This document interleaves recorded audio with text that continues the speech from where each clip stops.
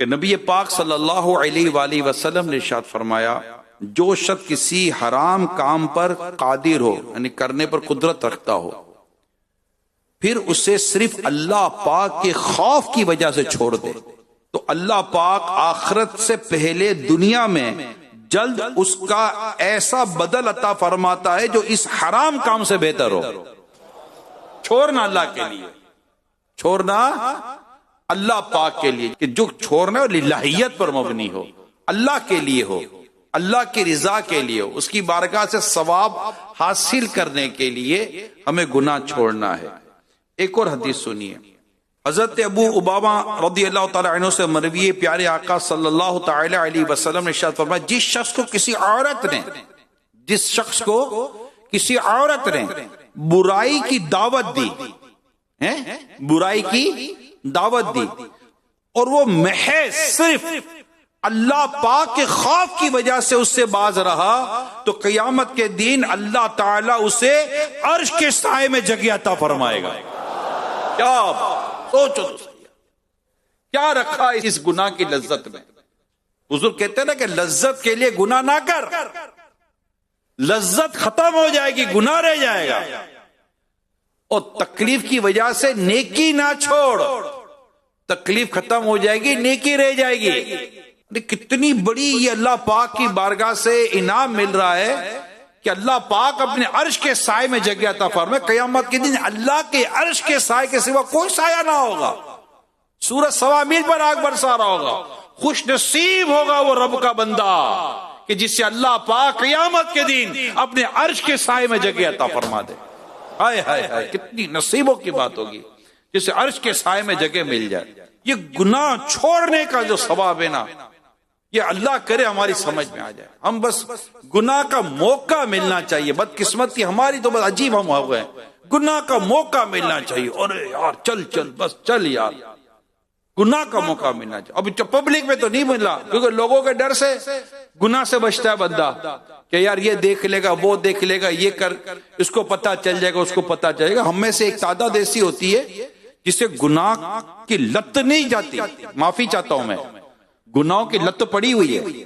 وہ چپ چپ کر ہیلے بہانوں کے ساتھ گناہ کرتا ہے، چاہے وہ آنکھوں کے ذریعے ہو، کانوں کے ذریعے ہو یا کسی اور ذریعے سے ہو. بہت معافی چاہتا ہوں میں. اس کو گناہ کی لت ہے، اس کو گناہ کی عادت ہے. وہ غیبت کر کے، چگلی کر کے، تہمتیں باندھ کر، حسد کے ذریعے، تکبر کے ذریعے اس کو گناہ کی لت پڑ، گناہ کی عادت پڑ گئی ہے بدقسمتی کے ساتھ. یا پھر معاذ اللہ سما معاذ اللہ کوئی ایسے ایسے گناہ کرتے جو صرف چپ کر ہوتے ہیں، لوگوں کے سامنے نہیں کر سکتا، مگر لت پڑی ہوئی ہے اس کو گناہ کرنے کی، ناجائز کام کی لت پڑی ہوئی ہے. اپنے ہاتھوں اپنی بستی اجاڑنے کا اس نے گویا کہ جیسے کہ تہیہ کیا ہوا ہے. وہ ہے نا امیل سنا کا شعر ہے، بات عیسیاں سے میں نے بگاڑی، دل کی ہاتھوں سے بستی اجاڑی، لطف و کرم و عطا کی میرے مولا تو خیرات دے دے. یعنی ہم اتنے، یہ جنرل بات کر رہا ہوں. اور اب بدقسمتی کے ساتھ موبائل آ گیا، ان معنوں کر کہ اس کے ذریعے گناہ، چپ چپ کر گناہ. عورت کو دیکھنے کے تعلق سے ویسے ہیلے بہانے سے دیکھ لے گا، مردوں کو دیکھنے کے تعلق سے ایسے ہیلے بہانوں سے دیکھ لے گا. اور کئی گناہ ہیں جو ہاتھوں سے ہوتے ہیں، کئی گناہ ہیں جو زبان سے ہوتے ہیں، کئی گناہ جو آنکھوں سے ہوتے ہیں، کئی گناہ جو کان سے ہوتے ہیں. مگر یہ چپ چپ کر گناہ کرنے کی جو عادت ہے نا، اللہ پاک اس سے بھی ہماری اور آپ کی حفاظت فرمائے کہ کوئی دیکھ تو نہیں رہا. کمرہ بند کر کے چپ کر گناہ کرتا ہے، کمرہ بند کر چپ کر گناہ کرتا ہے اور یہ سوچ کر کوئی نہیں دیکھ رہا. کیا کہتا ہے؟ کیمرہ ہمارا تو نہیں لگا، کوئی نہیں دیکھ، پردے ڈلے میں، دروازہ بند ہے، کوئی نہیں دیکھ رہا. سمجھ رہے؟ کوئی نہیں دیکھ رہا. دروازہ لاک کر دیں گے، کھول تو کوئی نہیں لے گا، کوئی نہیں دیکھ رہا، کوئی بھی نہیں. اب گناہ کرتے ہیں، چاہے اکیلا کرے یا کسی پارٹنر کے ساتھ کرے، کوئی نہیں دیکھ رہا. بھول گیا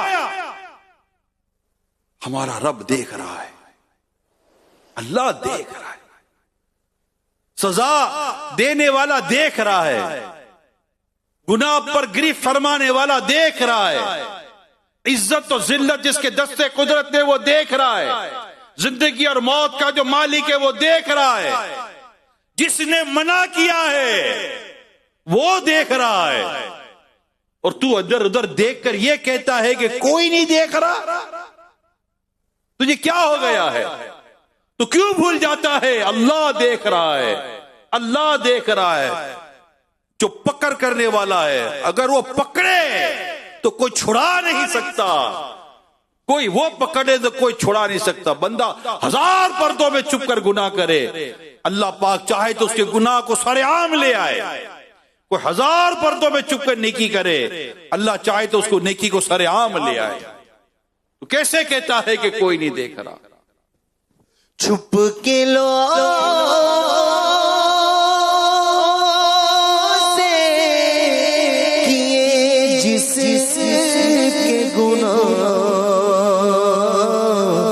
چھپ کے لوگوں سے کیے جس کے گناہ،